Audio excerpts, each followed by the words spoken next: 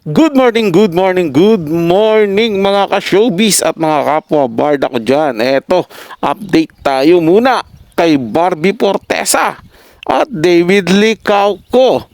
Barbie Fortesa ibinuking ng kanyang daddy kung bakit maagang bumalik sa Pinas. At ang video na yan ay hatid po sa atin ni Star Chica. Nasa description po yung link ng channel niya, bisitahin lang po.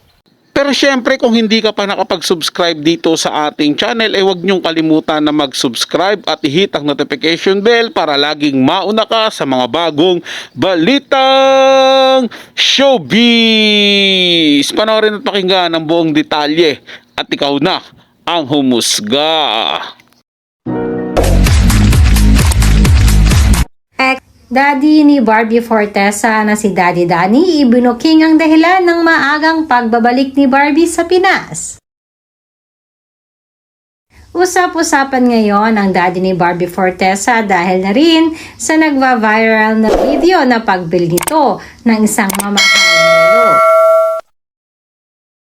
Kung saan nga ay pumayag naman si Daddy Tony na i-video siya ng isang vlogger at ipalabas sa channel nito.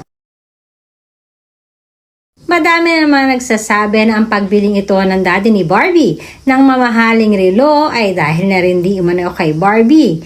At alam naman natin na nalalapit na ang birthday ng daddy niya. Kaya naman, madami ang naghihinala na ito ay isa sa mga birthday gift ni Barbie Fortesa. Marami din ang napahanga sa daddy ni Barbie dahil na rin sa pagiging down-to-earth nito.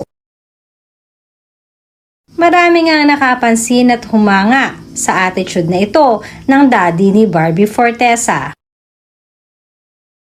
Samantalang nasa US pa din naman si Barbie ngayon at kasalukuyang nag-spend naman ang kanyang time kasama ang kapatid nito. Hindi pa man tapos ang bakasyon ni Barbie, ay may mga umuugong ng bali-balita na malapit na di umanong bumalik si Barbie sa Pinas. Ang huling usap di umano ni Barbie at ng daddy niya ay baka matatapat pa ang uwi niya sa anniversary ng barda. Hindi pa man ito kumpirmado dahil na rin may mga inaayos pa itong si Barbie sa US, subalit hopefully ay makauwi nga si Barbie sa anniversary ng barda. Mas okay naman talaga yun mga ka-showbiz no, na nandito si Barbie Fortesa sa anniversary ng barda. Pangit naman mag-celebrate kung kulang yung isa sa mga barda.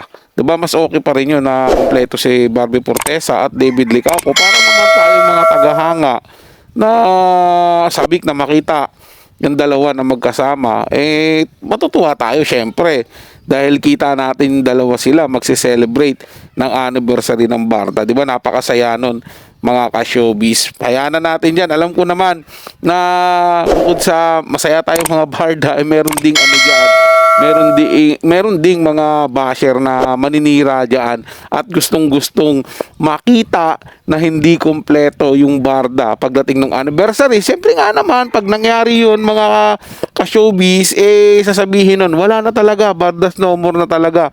Nag-anniversary pero wala yung barda.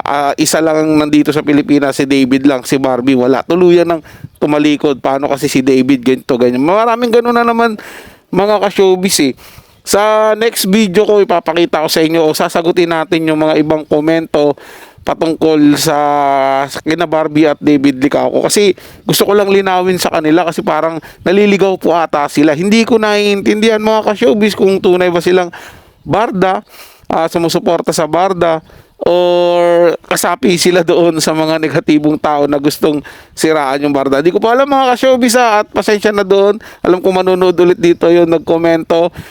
Pasensya na ha, medyo naguluhan lang ako sa iyong komento. Kaya naman sasagutin ko yan para naman kahit papaano magkaroon po tayo ng kalinawan dito sa ating channel. Siyempre bilang taga-suporta nga ng barda, mas mainam na magkakasundo tayo lahat dito. O di ba para happy po tayong lahat.